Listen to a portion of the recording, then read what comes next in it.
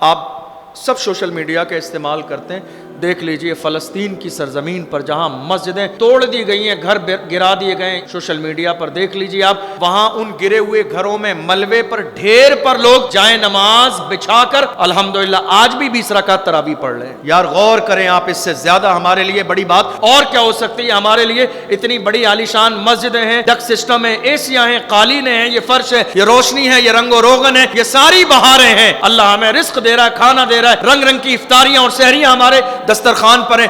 ان کو دیکھو کہ جن کے ہاں سحری اور افطار میں لاشوں کے انبار لگے ہوئے، لیکن پھر بھی ان کا ایک سجدہ قضا نہیں ہے۔ جن کے لاشوں کے انبار لگے ہوئے، لیکن اس کے باوجود بھی ان کی ایک افطاری اور سحری قضا نہیں ہے۔ اور ان کی افطاری سحری دیکھ رہے ہو ہماری کس طرح، ہماری طرح نہیں ہے، وہاں لاشوں کے انبار لگے ہوئے ہیں، نماز قضا نہیں ہے، سجدے قضا نہیں ہیں ان کے، کسی بھی طور پر ان کی نماز تراویح قضا نہیں ہے، کوئی انتظام نہیں ہے، مسجد نہیں ہے، دیواریں نہیں ہیں، ایسیاں نہیں ہیں، کوئی انتظام نہیں ہے کسی بھی طرح کا، لیکن اس ملبے کے ڈھیر پر بھی مسلمان کھڑے ہو کے نمازیں پڑھ رہے ہیں۔ یہی تھی ہر زمانے میں مسلمانوں کی تاریخ۔ ہم نے اونٹوں کی پیٹھ پر بھی سجدے کیے ہیں، ریگستان کی سرزمین پر بھی سجدے کیے۔ آج تو افسوس کا حال یہ کہ ہمارے یہاں لوگ 2-4 دن تراویح پڑھنے کے بعد پورے شہر کا حال یہ اور بلکہ پورے ملک کا حال یہ ہے کہ مسجدیں آدھی رہ جاتی ہیں خالی۔ 2-4 دن کے جوش کے بعد ہمارے جوانوں میں، حضور کے عاشقوں میں جوش کم ہو جاتا ہے نماز تراویح کا، انہیں لگتا ہے بہت بڑی بات ہے۔